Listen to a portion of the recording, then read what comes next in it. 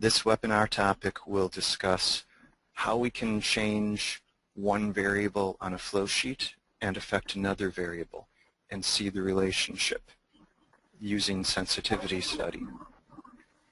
We'll look at the controller unit operation. This unit operation allows us to do different things. We can change a specification on the flow sheet until we get a desired result. We can move values around on the flow sheet. We'll also look at the stream reference. The stream reference lets us send a stream composition to a different place on the flow sheet.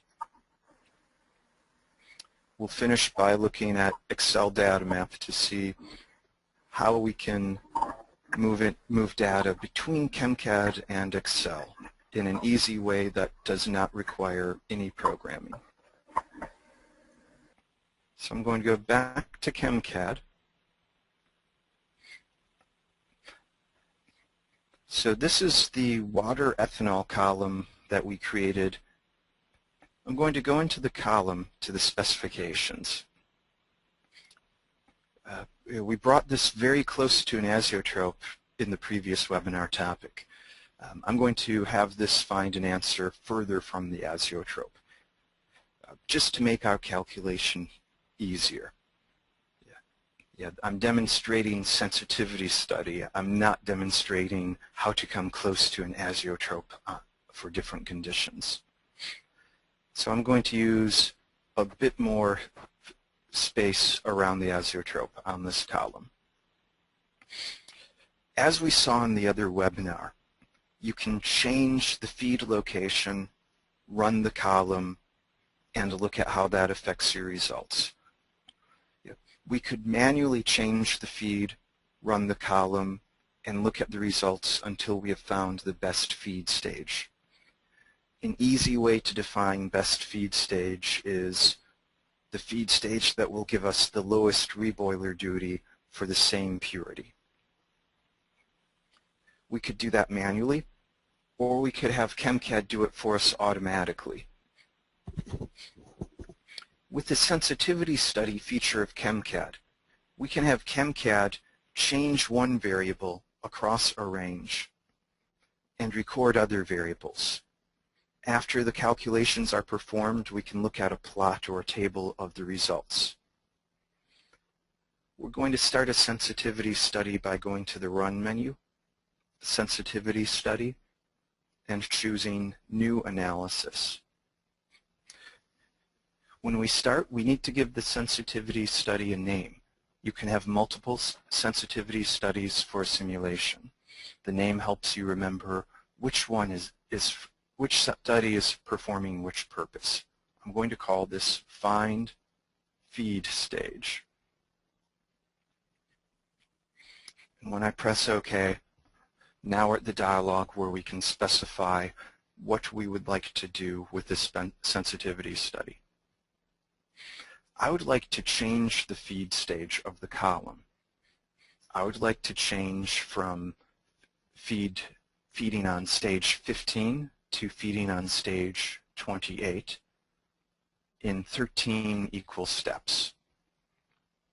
So I need to specify first what I want to change. What is the independent variable I'm changing? This column is unit operation number 2. So I specify column number 2. Variable is the third variable, the first feed stage. Variable name. This is going to be used on reports and plots from the sensitivity study. So I'll call this feed stage. Vary from start at 13 to 28. I'm sorry, let's do that. Vary from stage 15 to 28 in 13 equal steps. We do have an option for a second independent variable that would allow you to have multiple lines. With the sensitivity study, we'll have a line. What is the result versus the change? If we use the independent variable, we could have multiple lines. We could have this be the number of stages in the column. And for each number of stages in the column, we would have a line of feed stage versus result. If that's a little complicated, don't worry about it for right now. Yeah, you can play with it on your own later, or give us a call at technical support. If I go to the recording page, this is where I specify what I would like ChemCAD to remember from each calculation attempt.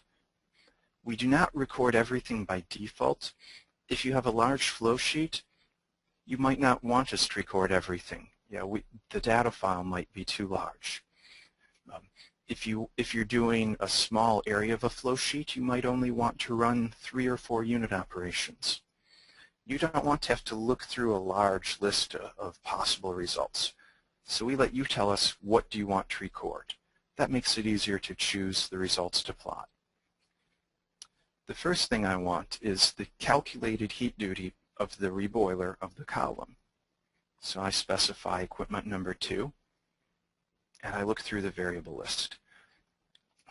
There are many variables for the distillation columns, so this sometimes takes a bit of time to read through and find what you're looking for.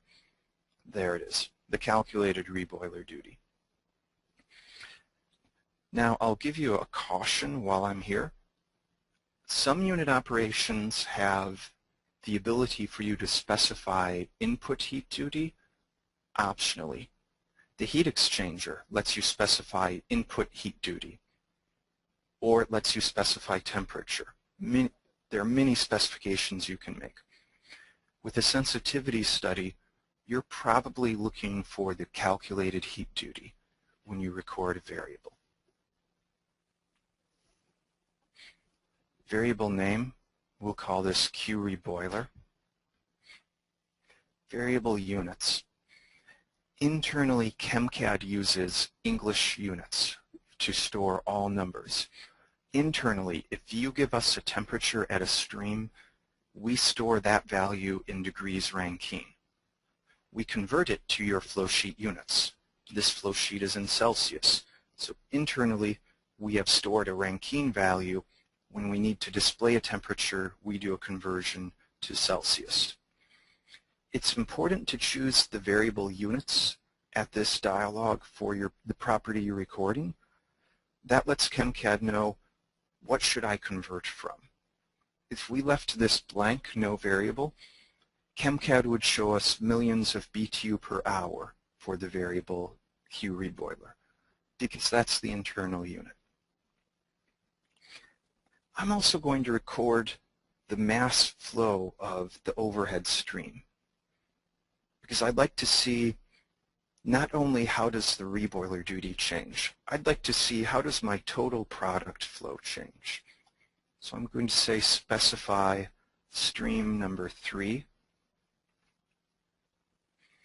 and I choose the variable total mass rate. I give it a name, overheads.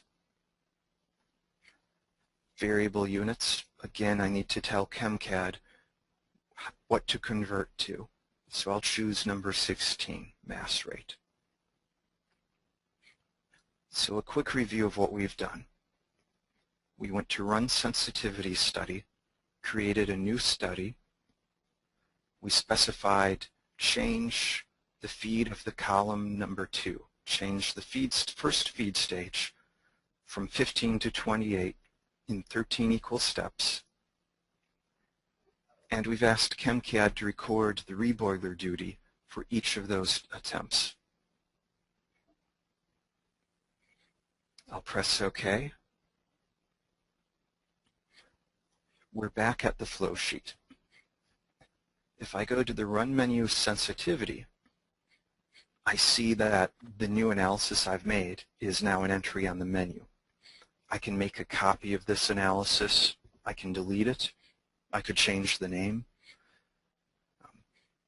I will sometimes make a copy of a sensitivity study and then edit the copy. I might be doing something similar. Maybe I want to do a different attempt where I change the purity specification of the reboiler. I can run the entire flow sheet, or I can specify a small number of units to run. On a larger flow sheet, you might be interested in run selected. You might be interested in a sensitivity study for a handful of the units on your flow sheet. Now, when I press run, I'd like you to notice in the bottom of the flow sheet, where I'm moving the red dot, in the bottom of the flow sheet, you will see a status bar telling you how I'm progressing through the sensitivity study. There are 15 different calculations which will be performed, and you'll see how many are left, how many have happened. Of course, you'll also see calculation information on the bottom left. It will be telling us what is the current unit operation being calculated. So let's go to run sensitivity study and run the entire flow sheet. And we see in the bottom center here, it's progressing through the different steps. Now, after the sensitivity finishes, we are asked, do we want to reset the process data? What does this mean? Well, I'll draw on the flow sheet here. I'll draw what we've just done. We started feeding, actually I'll use a highlighter. We started feeding here in the column, and we did several calculations moving the feed stage lower. This question is asking, do I want ChemCAD, the current flow sheet, to reflect the current value from the last iteration, or do I want it to go back to the original state? Do I want it to reset the numbers on the flow sheet to what they were before I told it run the sensitivity study? I'm going to say, yes, I want you to reset to the original numbers I had on the flow sheet. And then I'd like to see the results of the sensitivity study. I go to the Run menu, Sensitivity Study. Now that we've run the sensitivity study, we have two more commands. Report results to see a data table, or plot results. I'm going to choose plot results. It's always easier to look at a plot for me than to look at a table of numbers. We can select what we want to plot. I'd like to plot the reboiler duty on the y-axis and the feed stage on the x. I press OK. Now we do also get that data table. I'm just going to move over and see the plot. So here we see that as we move the feed stage lower, we're lowering our heat duty. And let's keep in mind that the sensitivity study is only following the instructions we provide. We did not ask the sensitivity study find the best feed stage. We asked it find the calculated duty at different feed stages. Every calculation, it's going to try to meet our specification for reboiler and condenser mode. If I had specified something different here, if I had specified reboiler mode of heat duty, and if I had specified 1 million BTU, a sensitivity study changing the feed stage would not have an effect on the purity, it would not have an effect on the heat duty of the reboiler.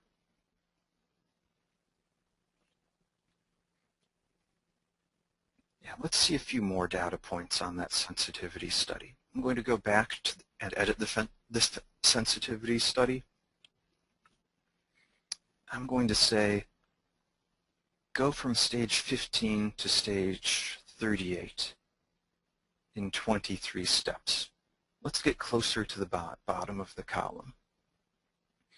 From experience, I know we probably want to feed an ethanol water column close to the bottom. So let's see how the results measure up.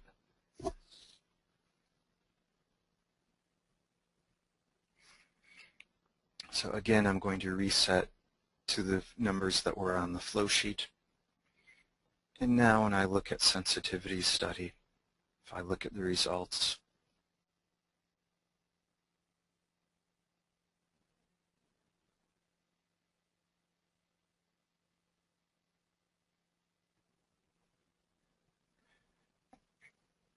we D5 is a very good stage to feed on, to increase the heat duty very much. And I would imagine this behavior is happening because the condenser duty is getting higher to meet our current specifications. So that's an example of how we can use the sensitivity study to automatically do a manual change. Yeah, we could do the same thing, manually changing the value, but why would we do that when we have a computer program in front of us? The next topic that we'll look at is a feedback controller. I'll tell you what we're going to do because you might not know what the feedback controller is. I'll tell you what we're going to do, and as we build the model, you'll understand how we're specifying the problem. Imagine that I want to mix water with a stream that has ethanol and water. Let's pretend I'm taking the overhead of this column and I'm mixing it with pure water. My goal is to have 50% by mass. It's a silly problem, I know. Why would we mix water with ethanol that we just purified? The point is the control. So let's start by drawing a flow sheet, how that looks with a mixer. I'm going to have two feeds, and I'm going to have a mixer. And as we build the flow sheet, we'll talk about how ChemCAD is going to change things automatically. We'll have a single product. We connect the streams, and I'll just be copying that water and ethanol stream. Okay, the overhead from the column is stream number 3. I want to copy this to stream number 7. I click on an empty area of the flow sheet, and I'm just going to go specification select stream. I'm going to get both streams in the edit dialog. And I used Control-C, Control-V on the keyboard here, just like I might use it in Microsoft Excel. So stream 7 feeding the mixer is now a warm water and ethanol stream. I'll specify stream 8. We'll say this is 100 degrees. Give it pressure. And I'll start with 1 pound per hour of water, just to make this a pure water stream. So I have a mixture of water and ethanol. It looks like it's a few percent, approximately 5–6% water. And I have a stream of pure water. My goal is to change the water flow rate until the stream coming out of the mixer is 50% ethanol by mass. I could do that manually. I could do manual change and run, see what the result is. This is actually a very simple problem. I could do this with a pencil and paper. This is an algebra problem. How many kilograms of ethanol do we have? Double that. We need that much water. For a very simple flow sheet, it's an algebra problem. For a more complicated flow sheet, it might be harder to mathematically calculate on paper what you want to change. And also, why do we have this big software package if we are going to use pencil and paper? So I'm going to add a unit operation which will tell ChemCAD, go somewhere upstream to that stream, change the flow until. I'm going to put some labels on my flow sheet to make it easier to follow what we're doing. I'm going to put a text label here. change this flow. I'll put another text here. Until this stream mass fraction is.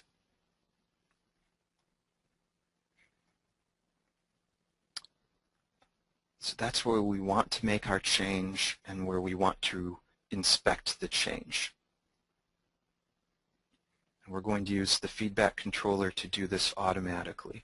We could do a sensitivity study to find the answer. Then we have to read off the plot. So I'm going to insert, and I'm looking for the controller unit operation. Controller number 1. It's next to the control valve with actuator.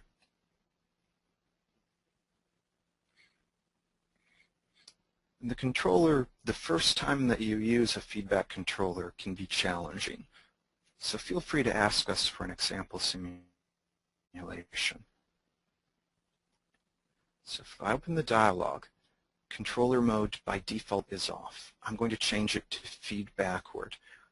This does not mean process control feed backward. This does not mean process controller. We created the controller in the DOS days of ChemCAD. We named it the controller because it is a numerical controller. Solver probably would have been a better name. We do have a PID controller for a dynamic simulation, but this is not the PID controller. Feed backward mode, that means mathematical feed backward loop. Go change one variable until a different variable. So feed backward. We want it to change the flow of stream number 8. So in this area, adjust this variable. We say adjust stream number 8, variable total mass rate. I'm going to leave minimum and maximum value empty. The controller is capable of doing an unbounded search. I can put values in for minimum or maximum value or both. That will perform a bounded bisection search. Okay. So change the total mass of stream 8 until this, stream number 9, ethanol purity 50%. So we say until this, stream 9, variable, and we're looking for component mass fraction in the middle of the stream list. And you may have noticed these variable dialogues, they change based on what you've selected. I have a stream selected, so I see the variable list for streams. With the sensitivity study, I saw the variable list for the SCDS column.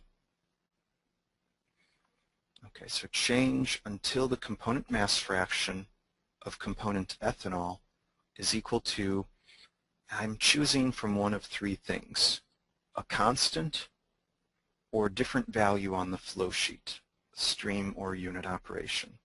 I'd like to say constant, 0.5.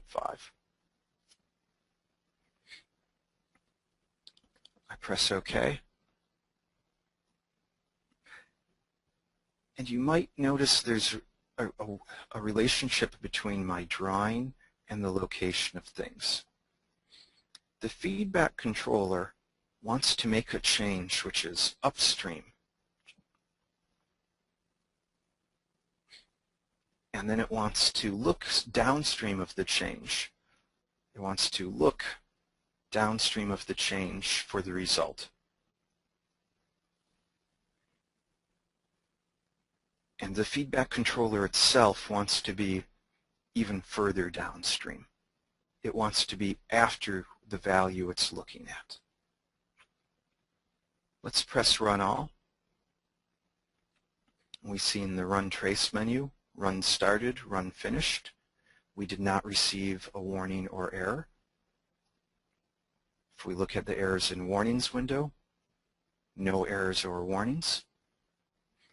The stream and unit operations did not light up. And we've got green check marks for converged properly in the Explorer pane.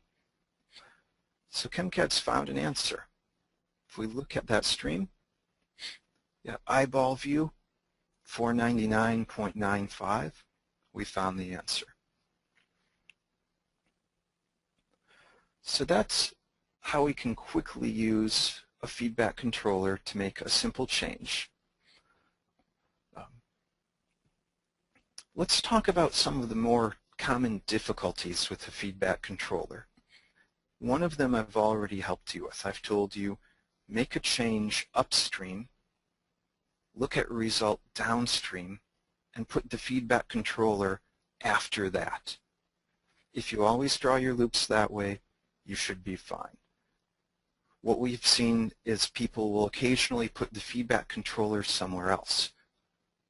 If I put the feedback controller here at the beginning, it would not be able to find an answer because it's making a change which is in the future, and it's looking at a value which is in the future. So one of the more common difficulties with the feedback controller is making sure that you're changing an upstream value, you're looking downstream of the change, and then you reach the feedback controller. Another very common problem is infeasible specification, specifying something that's not possible.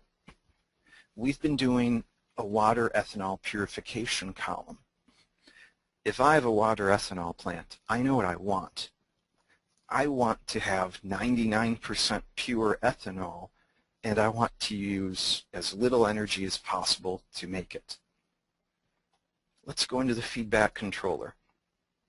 If I'm hopeful, maybe I would tell ChemCad that my target for the stream coming out of the mixer is 0.99 purity of water and ethanol. That's what I would very much like to have. I'm thinking like a business executive. I'm not thinking like an engineer. How we get to that 99% isn't my problem. I want you to get there cheaper, faster, easier.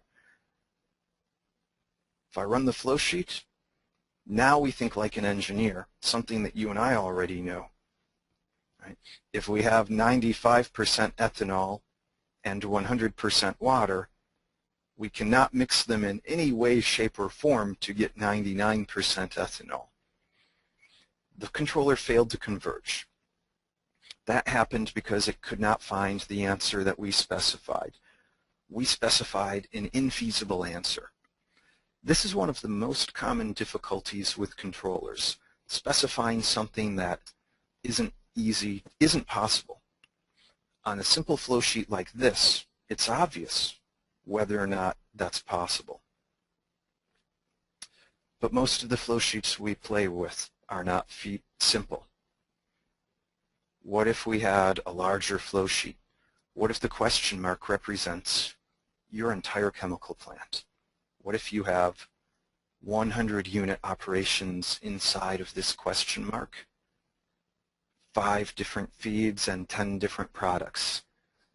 It's hard to know if a change that you want to make can give you a result that you want. How can we check if we have an infeasible specification? Well, I'll show you my best practice with feedback controllers. When I first use a feedback controller, I go into the controller and I turn the controller off. Or maybe I'll run, and if it fails to converge, I'll turn the controller off.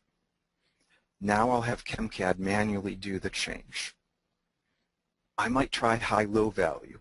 I might go into the stream. I might go into the water stream and see if I specify a very small flow rate, and let me run the flow sheet. If I specify a very small flow rate, what is my purity? It's too small. What if I specify a very large flow rate? I'm trying to see if I can bracket the answer. If I look at the result, I'll see, again, I'm not at 50% ethanol in the water. The next step that I might perform is I might do a sensitivity study. I might go and make a sensitivity study. Change flow. And I might say change stream number 8, variable total mass, water flow. I might try changing across a range that I expect to use. Yep. I would not say, if I know that my maximum water flow rate is 500 kilograms per hour, I might start at 1 kilogram per hour and end at 500. Maybe I would say 600 to see what would happen if I had a little bit more. I would not specify 6 million. I never expect to operate near this flow rate of water. So I have no interest to see what happens on this flow sheet if I add that much water. Yeah, and I might just do 20 steps. I don't need a step for every kilogram. And we'll record the mass rate. And then if I go and look at stream, the final stream 10, the mass fraction, we'll call this XETOH. So this is the type of thing I'm going to perform when I'm using a feedback-word controller. It's very rare that I will use a feedback controller on a complicated flow sheet without performing a sensitivity study. And we'll look at the plot and I'll tell you why I always do this. And we'll just, okay, I've done something wrong.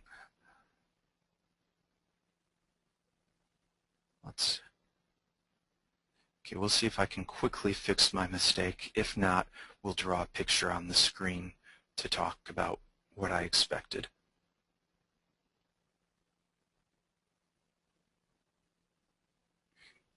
I forgot to tell it which component to plot. Record the mass fraction of ethanol. We'll run the sensitivity study again. Yeah, users sometimes ask me, when will I stop making mistakes when I run quickly with ChemCAD? When will I stop needing to review my results? It's demonstrated how easy it is to forget a setting. Okay, let's look at the results. Okay, so if I'm doing a sensitivity study, I can see that I'm not going to reach 99.99 of purity of ethanol. I like doing a sensitivity study for a feedback controller. If my goal is 60%, I know that the 60% will happen here, and I might use these values, which bracket that value. I might use these flow rate values as initial values at the feedback controller. Now there's something else that could have happened. This plot may have gone up and down and up and down on a more complicated flow sheet. If that happens, I know that I'm going to have a difficult time finding a constant value. There might be several values that give me my requirement. So those are some reasons I always use a sensitivity study with a feedback controller. It lets me see if I'm asking for something which is impossible, and it lets me see if I'm at risk for multiple solutions.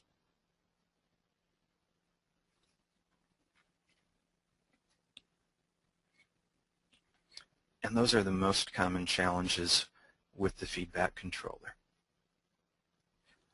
So we're going to go back to the flow sheet, and we're going to use another unit operation. I manually copied the flow of the overhead to this stream. There might be a flow sheet where you want to automatically move a stream from one location to another. We'll do that with the stream reference. I'm going to put a unit operation on the overhead stream here, which will copy the flow to this stream. So I insert a unit, and on the palette I'm going to look for the stream reference. We've used the word sref. Historically, ChemCAD unit operations have a 4-digit code. I know I'm looking for the reference, so I'm just going to try and find it quickly with the search. sref, stream reference. And then I'm going to pin the palette out of my way. The sref has a black dot for a unit operations symbol. This is not an actual piece of equipment. This is just a numerical tool.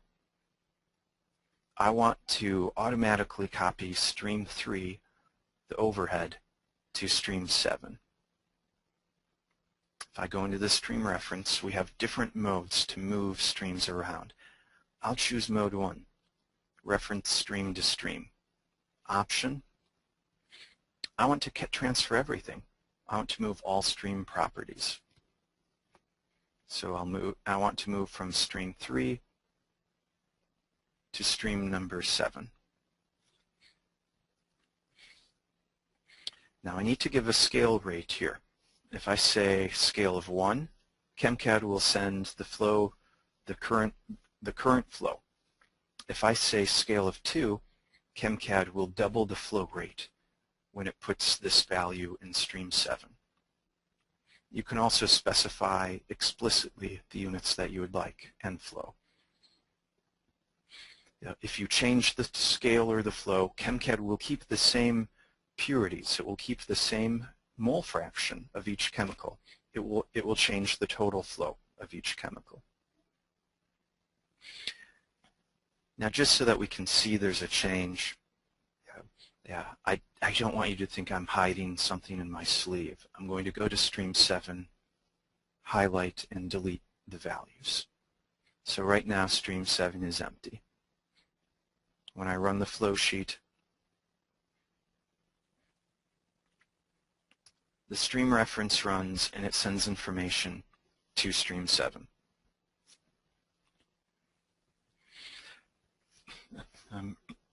If you look in the stream reference, there's a number of different options here. In practice, the stream reference is useful if you want to do separate calculations about something that happened in your process. You might want to take a stream composition out of a distillation column and see what would happen if you heated that. What would happen if you took it as a side product.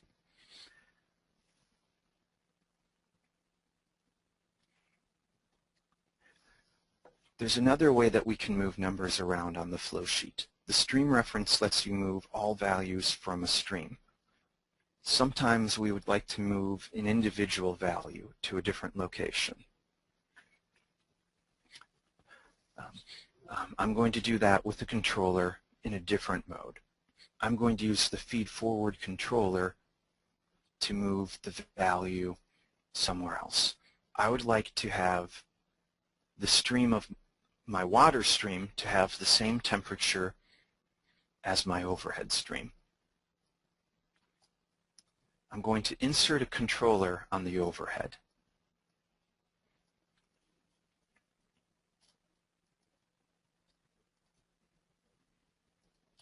I'm going to go into the controller.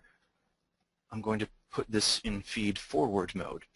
Feed-forward, we are moving a value forward to a different place on the flow sheet. Set this variable. That's our destination. My destination is stream number 8. The variable is temperature. Equal to this stream. What is the source? Let's use stream number 11, temperature. Stream 11, temperature. Now, Arithmetic Operator, you could do some simple math. If we choose add, you have the option to use another variable here. We also have a few terms here that are mathematical. If you're doing a complicated dynamic model. Some of these might be useful for you for process control parameters. I'm going to leave this on no operator. Another thing that we could do with the feed-forward controller is we can use it to store value. I could have said, set my local variable A equal to that temperature. That would let me store the stream temperature here at this feed-forward controller. Okay, press OK, and when I run the flow sheet, ChemCAD runs, it looks at the source, 235 degrees, and it sends that to the destination. Now there is something important. With the feedback controller, we started by saying change this until this, and then we had the feedback controller. Placement and sequence is also important for the feed-forward controller. We need to have the source upstream of the feed-forward controller because we want to have the source calculated before the feed-forward controller runs. So we want to have 1, 2, and then the destination 3. We want that to be downstream. We don't want to send the temperature to a stream that was already used. We would not want to send the temperature to this feed because ChemCAD already ran that first stream. If we change that value, it's too late. That's already calculated. There are some advanced ways to get around that. There are advanced ways to do circular logic on a flow sheet using simultaneous modular. That would be something to talk to us about at technical support.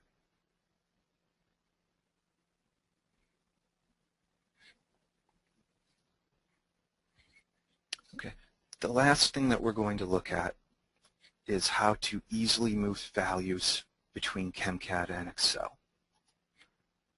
I'm going to make a new Excel book on my desktop.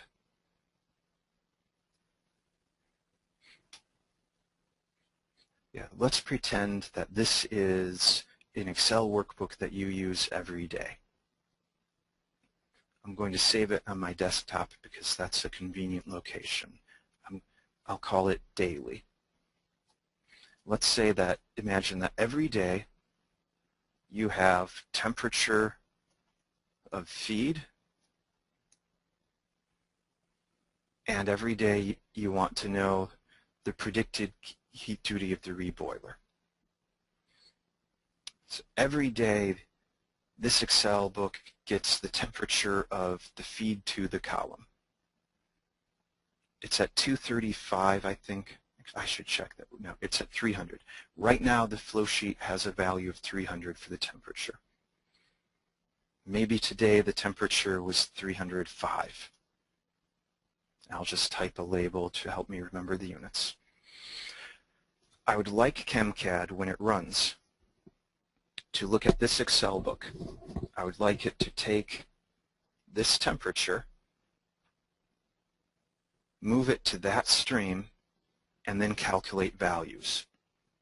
After calculation, I would like ChemCAD to take the heat duty from the column. I would like it to send the heat duty from the column to the Excel book. And we can do all of this without any programming. So first I save my Excel book. I'm going to arrange my windows so I can see Excel and ChemCAD at the same time.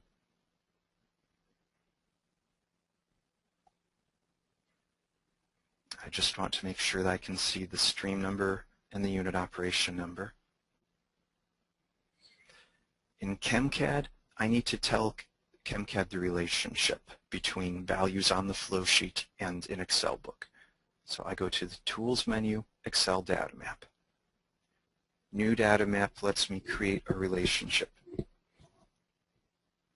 I need to tell ChemCAD what is the workbook that it is related to. I'm going to browse and find that workbook on my desktop daily.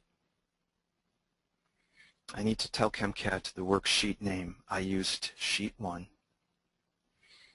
And now I need to define the relationship. I want the relationship sending information to ChemCAD for the stream number 1. I'm sending the temperature, and it's coming from cell D3 in the Excel book. The weight, don't worry about that. That's for something called data reconciliation. That's a different advanced topic. Comment. If you'd like to leave a note here for yourself, that might be a good idea. This will only be used at this field. This will not change calculations. So the comment. I'll give a comment linking to my daily report book.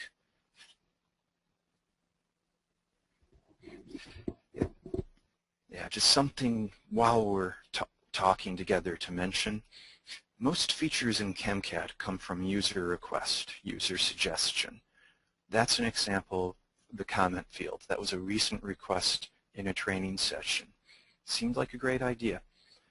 When ChemCAD isn't doing exactly what you want it to do, if you've got an idea that you think would make ChemCAD great, please share it with us.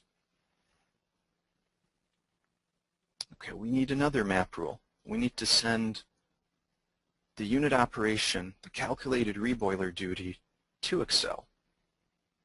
So I'm going to say map rule to worksheet for a unit operation number 2, and we're looking for the calculated reboiler duty. We'll send that to cell D4. So I've told ChemCAD a relationship I would like it to use. In ChemCAD, I press Save to save the data map, and then I press the small X next to data map 1 to close it. You can have multiple data maps, and you can change their names. Now I need to tell ChemCAD when to use that relationship. This is not automatically turned on. Yeah, there's a lockout. We need to take off the lockout. So let's go to Tools, Excel Data Map, Execution Rules. I need to tell it which data map to look at. I want it to look at data map 1, which I just made. Before simulation, when I press Run, ChemCAD is going to look at this field, and it's going to say, before performing the calculation, send value to ChemCAD. After ChemCAD finishes calculating, I want it to send values to the workbook. I press OK. And now whenever I run a unit operation, ChemCAD is going to follow those rules. If I use right-click Run this unit up, ChemCAD will follow that rule. If I use Run All or Sensitivity Study Run, it will follow that rule. In advanced use, we do have on our palette an Excel unit operation, which can use a data map rule. In advanced use would be the Excel unit operation uses the data map only when the unit runs. Yeah, some of you might have an idea of what you could use that for. I'm going to run the flow sheet. I've got a warning that my controller is off. That's okay. We're not doing the controller anymore.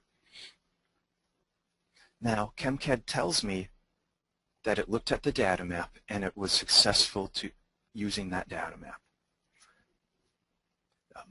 If we had a problem, it would tell you, I couldn't run the data map. And that's useful because ChemCAD is moving numbers behind the scenes. Yeah, the feedback here lets you know whether or not it was successful.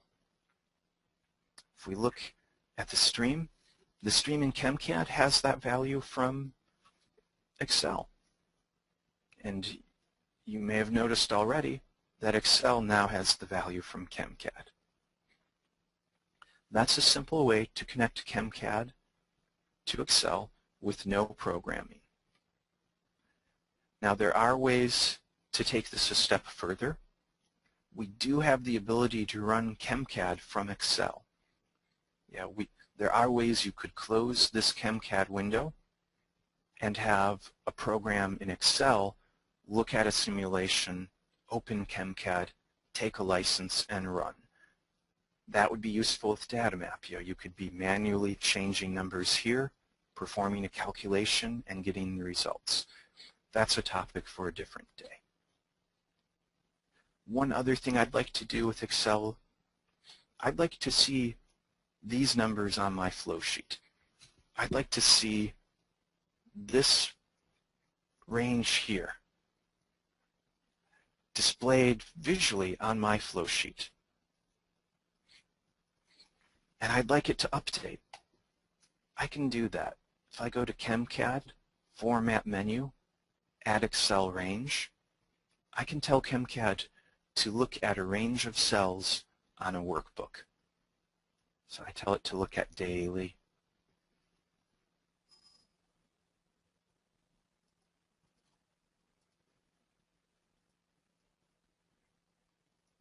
worksheet name,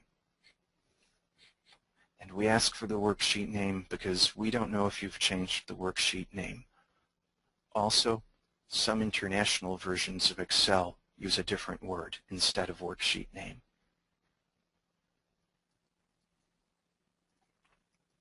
Okay, so we added that Excel range and it shows it to us.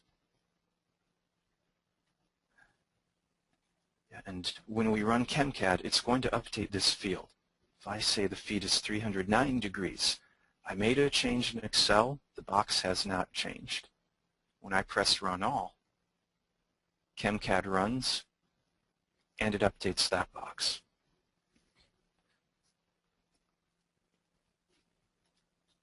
So that's a quick way to use Excel Data Map to get values you would like in Excel, and another way that you can use Excel to get values you want in a single display box displayed on ChemCAD.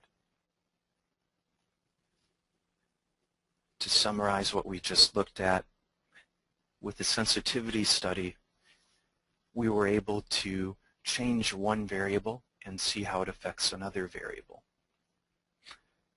With the controller, we saw that this is a numerical controller. We do have a PID controller in ChemCAD. That's a different unit operation and a different webinar. We saw that we can use the controller in a feedback mode to change an upstream variable until a downstream condition is met. We also used the controller in feed-forward mode to move a value from one place to another. Why might you want to do that? Well, beyond just synchronizing things on your flow sheet, people have made Babbage machines on ChemCAD. They've made very complicated networks of controllers to solve algebraic problems. You don't need to do that very often now because we do have the Excel data map. We used a stream reference to copy a stream composition from one location to another, and we chose to multiply that value. And we used Excel data map to show how you can easily move values between ChemCAD and Excel. Now keep in mind, we did not write any code. Some of you might have experience with Excel books from friends, and you might have IT restrictions where you could never open the Excel book because someone put code in there and your IT is blocking macros, blocking VBA code. We did not add code to that Excel book. Those are some of the analysis tools that we have in ChemCAD, some of the powerful features. At this point, we're going to open the mic to see if there are any questions. And then we'll take a look at those questions, and after that, we'll move on to the next question. Okay, thank you. And in the background, we have Linton Wong from our technical support group helping monitor the chat, and he just sent a question. So Linton is forwarding a question. Is there a way to do a sensitivity study with the Excel map, changing mini temperatures without setting up an Excel map for each location? Actually, you could do that. This is a more complicated thing. So what this person would like to do is they would like to do a sensitivity study, but they don't want to change one temperature. They want to change several temperatures, maybe a value here and a value here, and look at the result. There are ways you could do that. If you're just changing temperatures on the flow sheet, you could use the feed-forward or controllers. I would probably use Excel data map. Every iteration of the sensitivity study will trigger the Excel data map. So you could have an Excel data map set up which is sending values to many places on the flow sheet. And then you're going to change those values at the beginning of every calculation. So if I told the sensitivity study to go through with different values, it would do that. You might need to do something a little more complicated. You would probably need to send something from ChemCAD to Excel, which acts as a counter, and then have Excel change these values. So this would be what you sent to Excel. These cells would be what you send to ChemCAD. You would need to have some type of function changing these values based on that value. There's a number of ways you could do it. You could use VLOOKUP, you could use if, you could use algebra. But each iteration in ChemCAD, the sensitivity study would change this number. These numbers would update in Excel. The flow sheet would be changed with the new numbers, and then it would calculate based on those numbers.